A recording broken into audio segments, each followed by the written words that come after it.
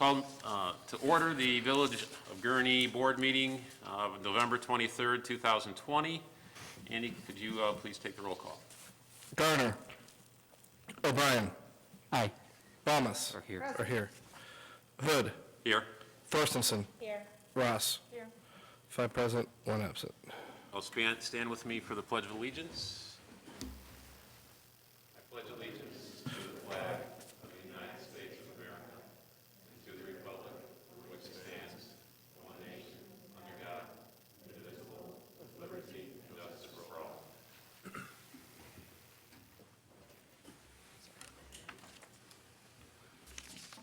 All right, we'll move right into the first item of business for tonight, the approval of consent agenda as presented. Is there a motion? Second. Ms. Balmas, motion, and Mr. O'Brien, second. Pat, if you could please read that into the record. You can do roll call. Roll call. Oh, roll call. Yep. O'Brien. Aye. Thomas. Aye. Hood. Yes. Thorstensen. Yes. Ross. Aye.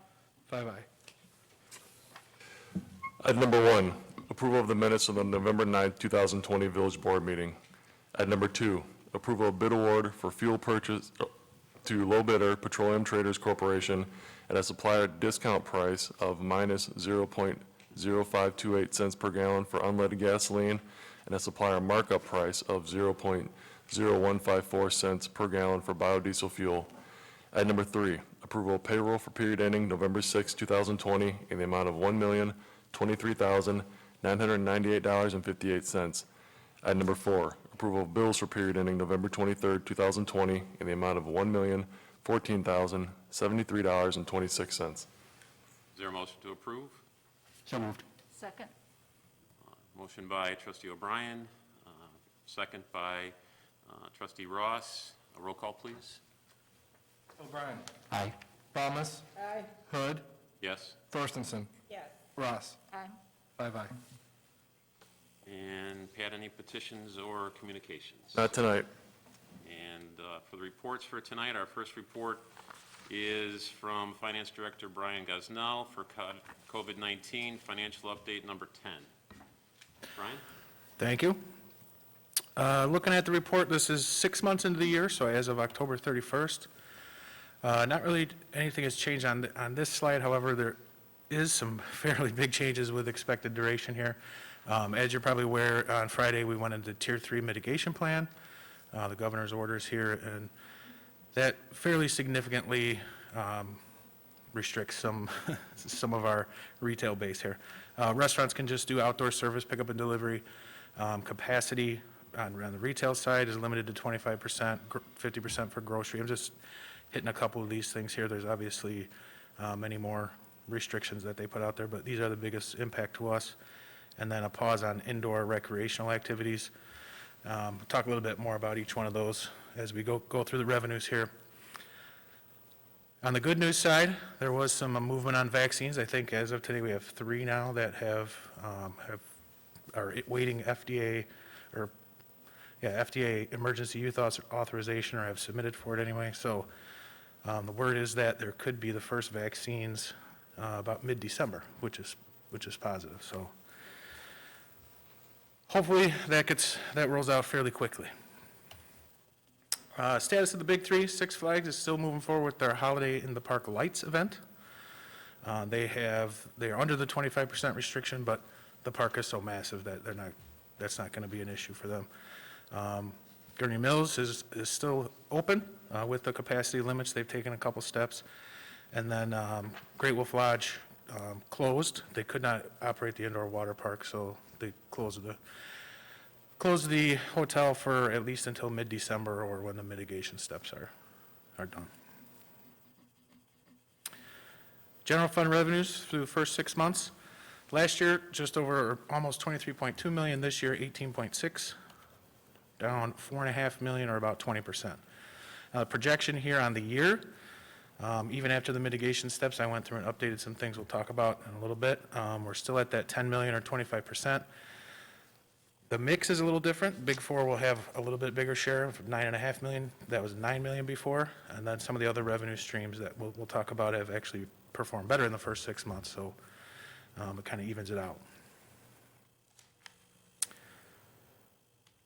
Big Four through the first 6 months of last year, 13.2 million, 7.8 this year, down almost 5.4 million or 40.7%. Again, here we project this to be down on the year 9.5 million, so obviously it should ramp up here at the end of the year. Sales tax, revised that down. I was projecting that was going to level off at 15% down. I revised that projection to 25% for the rest of the year. We'll talk more about that in a minute. Amusement tax, 90% down. That we had some good movement there with Great Wolf opening and with the holiday and the lights, but I think we'll keep that as a conservative estimate at 90% down. Hotel tax at 50%, and then food and beverage at 50%. Food and beverage is another one I adjusted. We thought that might come back to about 25%, but obviously with the new restrictions, kept that down 50%. And as we noted last time, just the impact of amusement tax on the year is rivaling sales tax, the sales tax impact. So sales tax, these are projections for the year, projected to be down 23% or about almost 4 million. As you can see, October, we were down 12%. That trended in the wrong direction for November. It was down almost 18%, so I updated this projection from 15% down for the year to 25% down for the year. I think that's more indicative of not only the mitigation steps, but obviously that 18% that happened for November. So, amusement tax here, projection, down 3.2 million on the year, 86%. Again, we were trending in a positive direction here with Great Wolf opening back up, but with that shutting back down, I just kept the projection there at 90%. Obviously, we'll have some positive amusement tax, positive impact from the Holiday in the Park Lights event, but the season pass sales right now are too much of a wild card for me to feel real confident that we could do better than 90% on this one. Hotel tax, another one here with Great Wolf opening, changed this projection, or had changed it again. It's down 67%, about 1.3 million on the year is what we expect. As you can see, when it was trending about 90% down, Great Wolf opened, it moved to 26 pretty quick. So this projection I originally had it at 25%, moved it back to 50 with the closure of Great Wolf on the year. So projection at this point is 50% for the remainder of the year. Don't know when it'll open, but if it opens again, hopefully we get back to that 25% mark. Food and beverage tax, projecting it to be down $1 million, about 50%. We did see some positive trends here in October with the closing of indoor dining, and not only that, but the winter season coming up for the impact to outdoor dining kept that projection at 50% too for the year. Looking at other revenues through 6 months, 3.7 million last year through the first 6 months, 3.9 this year. A couple positives here, we're up 200,000. This is where I was saying that some of these revenue streams had outperformed over the first 6 months, so I was able to lower that projection, but I had to raise what the other side would be, the Big Four. Income tax hasn't seen the drop that we had anticipated. Now that may come, we expect it to come later in the year, but it was supposed to be down 5% on the year. It's pretty flat. Building permits is the other one, and then of course we had the off-duty police contract with the Navy, so I did revise that projection just a little bit. And at the very bottom there, you can see other general fund revenues is up 650,000, or about 10% on the year. That includes the 1.4 million CARES grant. So without that grant, we would be down on the year. Expenditure side, here we projected we could save about 3 to 5 million, somewhere in that 10% range through the first 6 months. Last year we were at 19.2, this year 17.2 roughly, saving about 2 million or about 10%. We expect that 10% to carry through the year. I think it'll actually ramp up based on positions being vacated through the first half of the year. So I still feel very good that we can get to that 5 million at the end of the year. Obviously, most of the savings here is in salaries and wages. As we talked in the memo, we have about 12 and a half, positions vacant right now, which is quite a bit for us, obviously. So, but that is the majority of our budget, so that's where we can find the savings in those positions. Fund balance through last year, through the first 6 months of last year, we added 2.7 million. Just a reminder that over the summer months, we build up that fund balance for pension payments and used to be debt service payments that happen in December. This year, we've saved 1.4 million, 1.47 million. Again, I'll remind you that 1.4 million of that is the CARES grant. So, but for the CARES grant, we would have saved nothing through the first 6 months to pay the pending pension payments that come up here in December that are about 4.5 million. So offset there, obviously, we've used almost 1.3 million more this year than we did through the first 6 months last year. Outlook, again, just a mix within the numbers, but still feel good about using 5 to 7 or about 25% of fund balance. That puts us right at 50% still on the year. Again, the revenue mix impact changed a little bit, but still 10 million there, and then 3 to 5 on the expenditure side. Other funds, water sales, still on the same trend, about 12% down. In the capital improvement fund, we took a look at the cash position of that fund, where we ended last year, finalized the audit. Took a look at what the impact primarily from home rule sales tax would be, and to see what we'd have left over, what we could possibly squeeze in this year. We took a look and thought we could start. We've come a long way, especially with vehicles and public works over the last 10 years or so. Didn't want to lose a ton of ground to that. So we thought we could take this year's, or portion of this year's request and spread it over the next 2 fiscal years. I think later on the agenda, there's the chassis. These are for the 2 plow trucks. Buy the chassis this year, do the upfitting next year. If we buy the chassis and can't afford the upfitting, we still have that flexibility.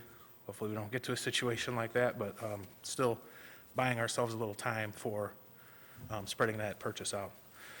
Also took a look at, on the technology side, what was the most pressing need. Obviously, that's another area that you don't want to fall behind in. And talking with Director Velkover, he said there's some, enterprise-wide security items that he thought we could get done this year, to the tune of roughly 70,000 total. So obviously, some of those will come before you for approval when he's ready to move forward on those. But kind of gave him the green light to go ahead, if he could, get those things in place. Not a spot where you want to fall behind, if you can help it. General fund threats and opportunities. Only change here is housing foreclosure and rent moratoriums will end at some point, and what impact does that have on not only out-migration, consumer spending that goes along with that, but what impact does that have on obviously the housing foreclosures, people being evicted, things like that. What does that have? What impact could that have on consumer spending here within the community? So something we're keeping an eye on. And I think that is it, so I'm happy to take any questions.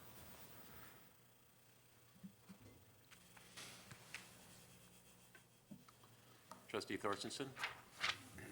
Well, you might have covered some of them, Brian, but under line 131, the capital improvement fund, you said that you've identified 1 million in capital projects that are on hold or being delayed, Yes. like buildings improvements, 220,000, that Correct. whole bucket. So are there any significant risks in any of those delays? Because I saw that you just had your risk kind of threat analysis. Yeah, we're actually doing a lot of that right now as we get into the next budget year. What are we going to move over for the next budget? But talk to the departments and ask, what are the biggest risks that we have right now? A lot of that was building. Most of the savings in there comes from our road program. that we were able to use motor fuel tax money for. The building items are more upgrades to that, like HVAC. Fire Station 2 had some concrete work out back that we delayed, so nothing that's rises to the level of like IT security, enterprise-wide security, I don't think. But definitely stuff we're talking about right now, moving into the next budget year. Maybe just one quick follow-up then, since you mentioned the motor fuel tax. Is that stable because it's not really impacted by COVID? It is down slightly, but I think that is more the impact of, those two full shutdown months, and then it started coming back. I want to say it's about 7% off, but we also have some capital that came in from the state capital plan that will be available to us next year. That also, in our capital plan, we had some money that we would be using, about $650,000, I think was the number, that we would be using money out of the 131 fund for, that this Stearns Bridge, their Stearns School Bridge, that these funds can now be used for, to offset that. So we moved that expenditure out of 131, which again, helps us next year, helps us down the line to be able to afford some of these, kind of the next level importance type items. So,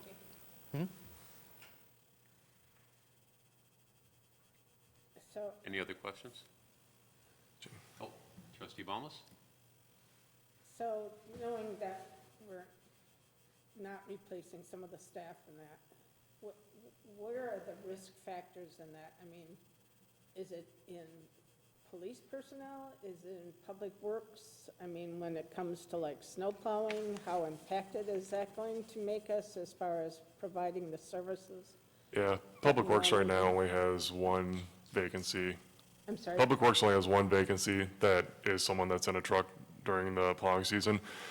So they knew that was upcoming and knew that position wasn't going to be replaced, so they prepared, so they're ready for that. Police Department, I believe, is down 3. As far as a big impact to operations, they haven't reached that point yet. Their number is probably around 6 or 7, where it starts to have a real impact on operations. They do have some potential retirements coming up in the April or May timeframe, we're thinking. So we'll need to, be talking about that between now and then, as far as what the game plan is, whether operations can be adjusted to deal with that, or if we're gonna have to be looking at to refill some positions. But those are the two biggest other positions that Brian alluded to that are vacant, are positions that we budgeted that we just didn't fill. So Assistant Information Systems Director, is a Finance Assistant 2, One in engineering. or one, some engineering positions. So those are positions that we had in the budget that we just held and did not fill those positions, so. But at some point, it'll definitely have an impact on service levels, and it'll be felt in the community. There's no doubt about that. Okay, thank you.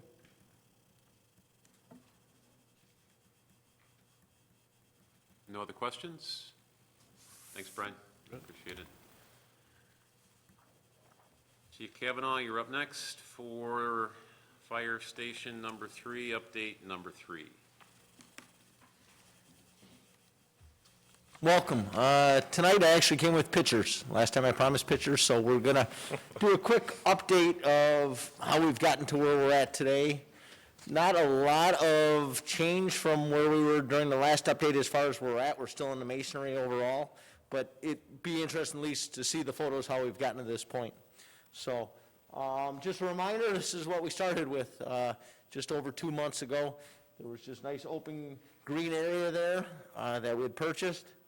We were still planning on putting the building, the apparatus bayonet, towards the front or out towards where Manchester Road's going to come. This just kind of gives you a configuration. And like we talked about throughout, the parking lot that's there is already there. It'll just be refinished. So we maximized the site. The site really played out much better than we thought. And as the building's being built, we've been pleasantly surprised how well it's worked. It's actually a little larger site than we initially had thought. We were a little nervous about the size. There's going to be a fair amount of green space in the back of it, as you can see there. That area up towards the north is all going to be grass, so we were pretty happy about that. First thing they did is they came in, they put temporary electric. We worked with our neighbors, the management company next door. We borrowed electric from them and have a deal there. They've been great to work with throughout this entire process. The next door neighbor is the Triangle Corporation, the management overseeing it.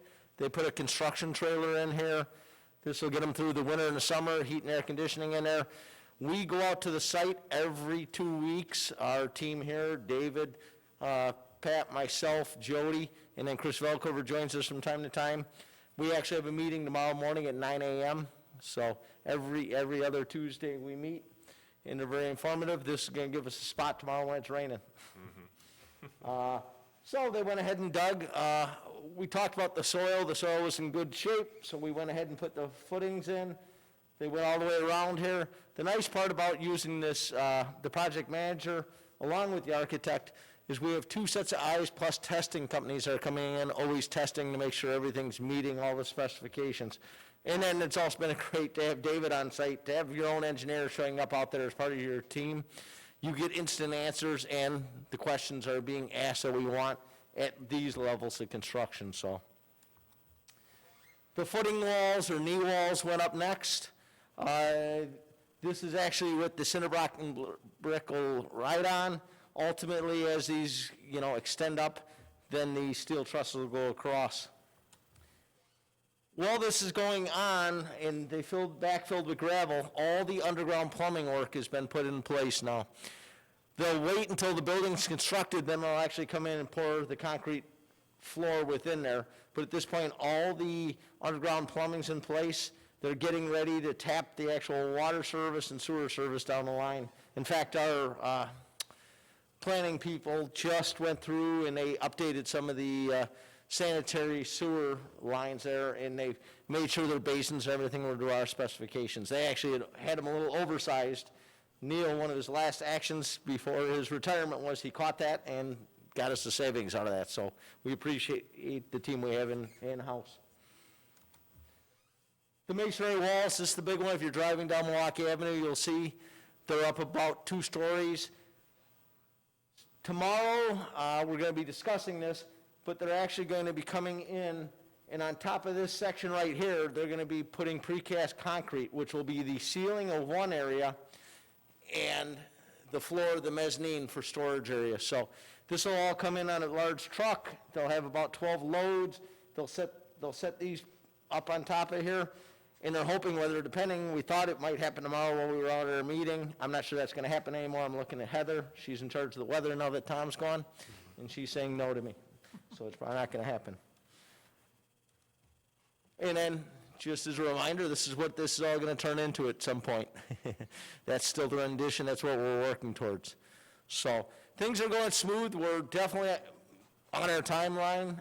The contract manager has shared with us that all the subs are meeting their specs. The architect, when they do their biweekly inspection of the site, have found very minimal things that they've written up. A couple times they've written up some rebar not being covered up the way we've had good weather, so they've been getting away with it, but they've definitely jumped on them here in the last week and said all that needs to be covered when it starts getting wet out there, things like that. But things are really going well. So, any questions?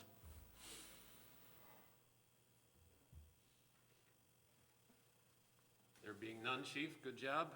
No one has a question for you.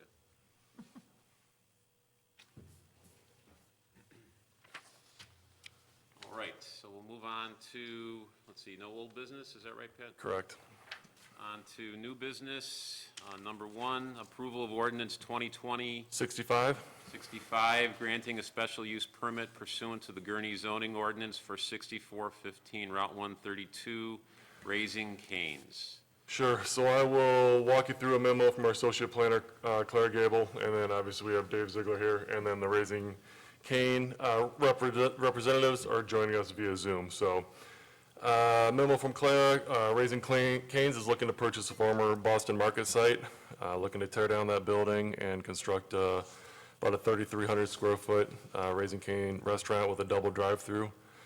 They were before the Planning and Zoning Board on November 4th, looking for some special use permits for 4 different items. I'll walk you through here. First was a drive-through facility without a required bailout lane. As I said, they're looking at dual drive-through lanes, dual menu boards, where they'll have employees outside facilitating orders and food pickup at the drive-through window. Per the applicant, the outer drive-through lane will only be used during peak hours. So then normally, during normal demand on the facility, will act as a bypass lane. In the event that someone needs to get through and both lanes are being used, one of the staff representatives working in that area will be able to assist that person. Second was an increase in the allowed height of the dumpster enclosure from 8 feet to approximately 15.7. They're looking for this because their experiences with the lower enclosures, they have more roof damage when the trucks show up to empty the bins. So they've raised them up. This is a new prototype that's been approved in some other communities. And also this dumpster enclosure, it does match the main building and it is slightly shorter than it. So the dumpster enclosure, as I said, is 15.7 feet. Main building's about 19 feet, 10 inches tall. Third was a reduction in the transparency on the north elevation to less than the required 50%. So this is the wall that faces towards Grand Avenue. Zoning ordinance requires the 50% minimum transparency, measured between 2 and 10 feet of height from grade. Raising Cane's, they did make some efforts to increase this. They installed 3 additional windows on the north elevation, but this just takes them up to 31.5%. When they talked about this at the PZB meeting, they pointed out that their kitchen and prep areas are along this wall. So really opening that up, transparency-wise, would not be that attractive. Also, you've got vehicles stacked in front of this wall as you look from Grand Avenue, so that would block the facade anyways. They did point out that they're looking to install a significant amount of landscaping where there currently is none along the Grand Avenue sightline. And then the final request was related to exterior insulation and finishing system below the 4-foot building line. Our zoning ordinance prohibits EIFS on the bottom 4 feet of the structure's facade, just because it's more vulnerable to damage. They pointed out that they use and drive it, which is a more higher end, durable brand of EIFS, and it's just starting at 3 feet 2 inches. So really you only have 10 inches of this material within that 4-foot building line, and it's only on certain portions of the building. So the PZB reviewed and discussed each of these points, and when it was all said and done, is forwarding a unanimous favorable recommendation. We did receive one email to the village board today regarding this from Gary Rozwadowski. He stated that he's very excited about Raising Cane's coming to the village of Gurnee. His only concern was the stacking in the drive-through lanes, and was worried that when they're busy, that this might spill out onto the ring road out in front of Menards, and then you have people coming in off of Grand Avenue and running into cars backed up on that inner ring. So Community Development Director Ziegler responded to him at 3:30 this afternoon, stated that based on our stacking requirements, they exceed them significantly. Their double drive-through lanes will hold approximately 18 vehicles before it encroaches into the ring road, and that if they have issues with those filling up, they have employees outside that can assist with this. They can close the easterly drive aisle to traffic and allow about 7 more cars to line up. So we just require 5 stacking spots per lane, and as David pointed out, they significantly exceed that. So one of the comparisons that was brought up in the email here is a Wendy's facility a little further west. By comparison, they just have 12 stacking spaces for a single window out there. So also had our traffic consultant take a look at the site plan and the business characteristics, and he was comfortable with what was proposed as far as traffic circulation and stacking. So with that being said, petitioner is available online, and David and I are here to answer questions. Anybody on the board have any questions or comments?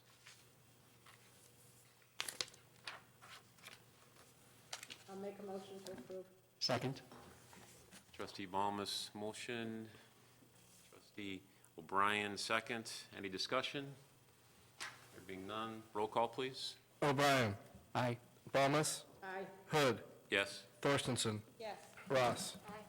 5-0. Motion carries. Welcome to Raising Cane's. Thank you all.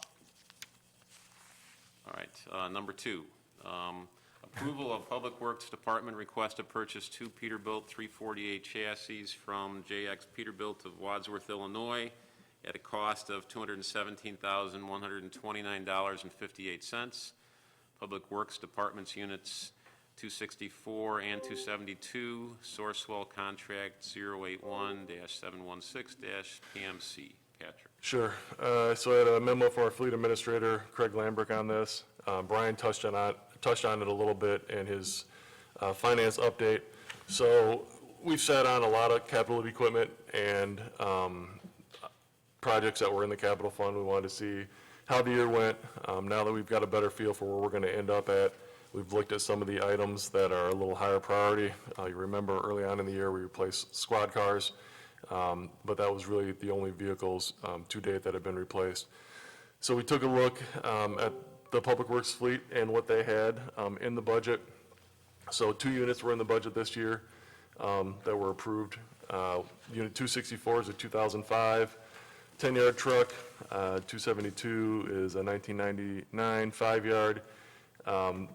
Both of them, have basically need a significant amount of work. Parts are getting hard to find. 272 we actually bought used from the township a while back.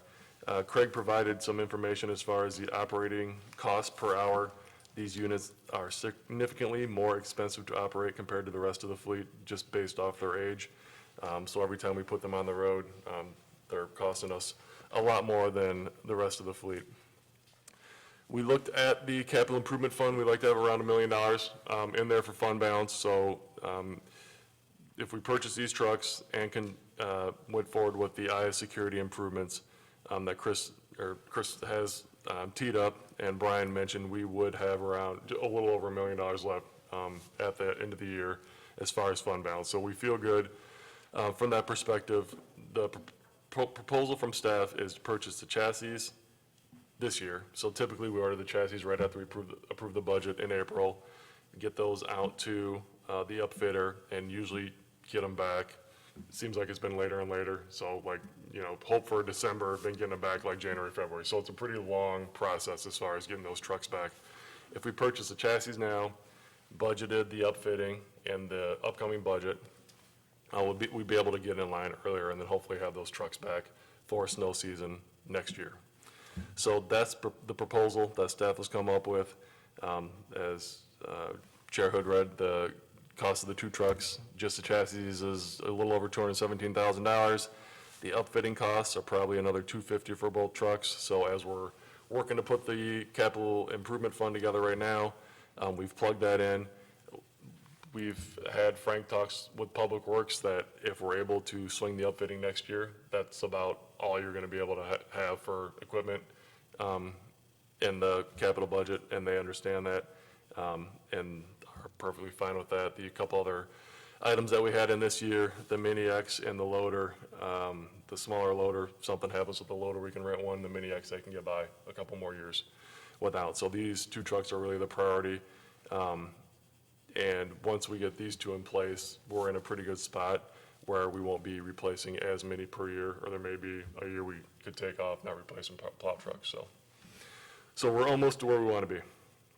So the proposal in front of you is the 2 chassis, get those ordered, budget the upfitting next fiscal year, get in line, hopefully get the trucks back in before snow season 21, 22. Any questions or comments? Trustee O'Brien? It's a future question, actually, but do either of these have the V-Box that allows us to transfer from the old units to the new unit? Yep, so they'll standardize, they'll have the stainless steel V-boxes with the hook lift systems that you can drop one box, put a different one on, so they will match the trucks that we have up there right now. Move to approve. Motion by Trustee Ross. Is there a second? Second. Second by Trustee Balmas. Roll call, please. O'Brien. Aye. Balmas. Aye. Hood. Yes. Thorstenson. Yes. Ross. Aye. 5 aye. Now let's open the floor to public comment.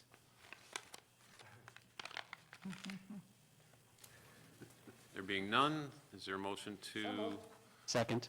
There we are. Motion Trustee Balmas, second Trustee O'Brien. We're done. All in favor? Thank you, everybody. Aye. All in favor?